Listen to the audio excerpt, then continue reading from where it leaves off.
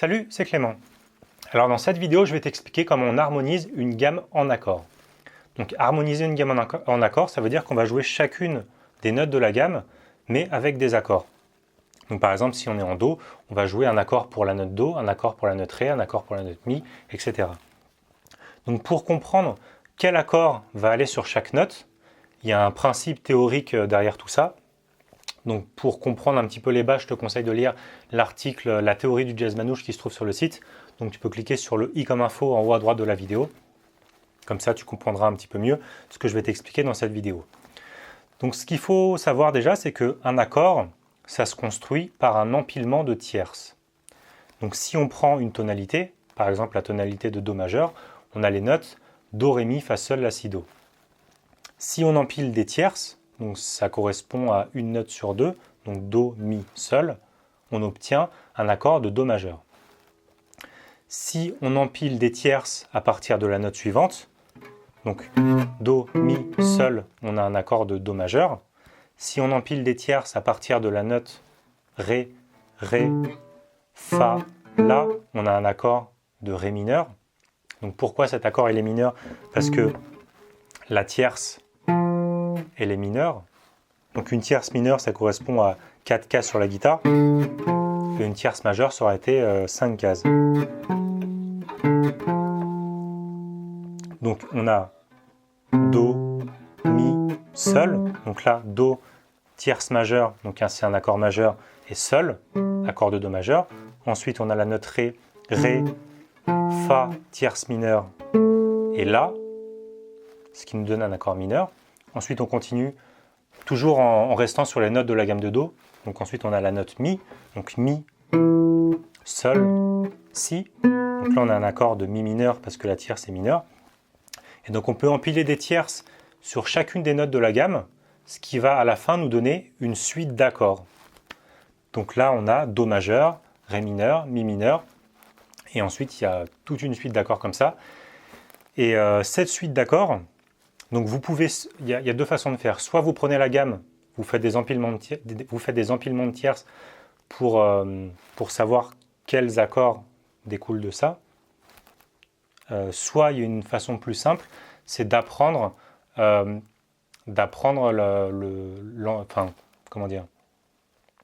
structure de l'harmonisation d'une gamme. En fait, quand on harmonise une gamme majeure, on aura toujours les mêmes accords qui s'enchaînent.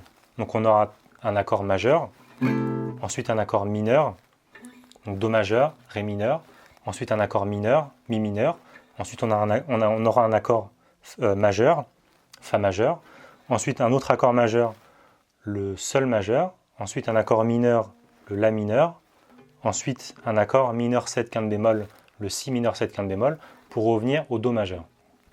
Donc vous pouvez apprendre par cœur premier degré majeur, deuxième degré mineur, troisième degré mineur, quatrième degré majeur, cinquième degré, il sera toujours septième. Enfin, si on compte un empilement de tierces, un accord à 3 sons, il sera majeur, mais si on fait un accord à 4 sons, il sera septième. Donc ça, c'est peut-être un petit peu complexe, mais vous pouvez lire dans l'article sur la théorie du jazz manouche, je vous explique comment on construit les accords à 3 sons ou à 4 sons. Donc le cinquième degré, il sera septième. Le sixième degré, il sera mineur. Le septième degré, il sera mineur 7, quinte bémol. Et ensuite, on revient. Donc le huitième degré, c'est l'équivalent du premier degré. Il sera majeur. Donc si vous apprenez par cœur cette suite d'accords, majeur, mineur, etc., c'est ce qui vous permettra d'harmoniser une gamme majeure. Donc si on applique tout ça avec des accords, on obtient Do majeur, premier degré, Ré mineur, deuxième degré, Mi mineur, troisième degré, Fa majeur, quatrième degré, Sol majeur, cinquième degré, La mineur, sixième degré, Si mineur 7 quinte bémol, septième degré, pour revenir au Do majeur. Donc là, j'ai fait vraiment des accords basiques à 3 sons, donc les positions classiques avec des barrés. Donc ça, c'est ce qui vous permet d'harmoniser une gamme. Et ce qui est intéressant dans tout ça, c'est que Donc là, vous avez les notes de la gamme, vous avez les accords de cette gamme harmonisée, et l'ensemble de ces accords, ça va former une tonalité.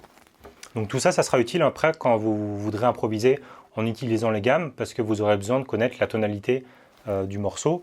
Donc vous pourrez vous servir des accords, du degré des accords, donc si c'est le 2e degré, si c'est le 5e degré, tout ça, pour déterminer la tonalité d'un morceau, pour pouvoir ensuite utiliser les gammes, etc. Ça, j'en parle aussi dans l'article La théorie du jazz manouche, partie 2. Donc vous pouvez cliquer sur le i comme info en haut à droite de la vidéo. Je vous explique justement cette notion de tonalité pour improviser. Donc pour en revenir à l'harmonisation de la gamme de Do, donc là je vous ai montré l'harmonisation simple avec des accords basiques à 3 sons. On peut aussi faire des accords à 4 sons, par exemple en rajoutant une 7e. Donc on aura des accords majeur 7 pour les accords majeurs et mineur 7 pour les accords mineurs. Donc si on harmonise la gamme de Do majeur avec des accords à 4 sons, on obtient Do majeur 7, Ré mineur 7, Mi mineur 7, Fa majeur 7, Sol 7e, La mineur 7, Si mineur 7 quinte bémol, et on revient au Do majeur. Donc là, vous avez l'harmonisation de la gamme de Do majeur. Et comme tous ces accords-là, ils font partie de la tonalité de Do majeur, vous pouvez les jouer un peu dans n'importe quel ordre, et toutes les notes sonneront toujours juste entre elles. Donc ça, c'est intéressant si vous voulez faire une petite suite d'accords, par exemple. Vous piochez dans ces accords-là et vous êtes sûr de sonner juste. Donc voilà, donc je vais vous faire un petit PDF avec un petit récapitulatif de tout ça. Et puis vous aurez aussi les diagrammes des accords et la tablature pour mieux comprendre et pour mieux réussir à la jouer sur la guitare. Donc si vous êtes sur YouTube, vous pouvez cliquer dans la description, vous avez un lien qui va vous emmener sur l'article. Et en bas de l'article, vous pourrez télécharger le PDF avec un petit récapitulatif de tout ça. Et puis si vous êtes déjà sur le site, vous avez tout en bas de l'article. Donc si vous avez des questions sur certaines notions que j'ai abordées dans cette vidéo, parce que c'était un petit peu complexe, vous pouvez les poser dans les commentaires sur YouTube, en dessous de la vidéo. Si vous voulez en savoir un petit peu plus sur ces notions d'accords, d'harmonisation, de gamme, de jeu en accords, etc., vous pouvez aussi vous inscrire pour recevoir un extrait gratuit de ma formation Maîtriser les voicings et le jeu en accords.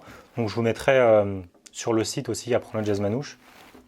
Je vous mettrai un bouton quelque part sous la vidéo ou en bas de l'article, je ne sais pas, où vous aurez accès à des vidéos où je vous parlerai justement des accords pour rentrer un petit peu plus en détail dans toutes ces choses-là. Si la vidéo vous a plu, pensez à mettre aussi un petit pouce bleu sur YouTube. Et puis bah voilà, c'est tout pour aujourd'hui. Moi, je vous dis à bientôt pour une prochaine vidéo. Hey! Cette vidéo t'a plu? Alors pense à mettre un petit pouce bleu juste en dessous, ça fait toujours plaisir. Tu peux aussi t'abonner à ma chaîne YouTube en cliquant sur le gros bouton rouge juste en dessous là. Et puis si tu veux recevoir 3 cours gratuits sur la guitare jazz manouche, avec des vidéos, des PDF et puis plein de choses vraiment super géniales. Dans le coin à droite là, c'est gratuit. Bon bah moi je te dis à bientôt pour une prochaine vidéo. Ciao!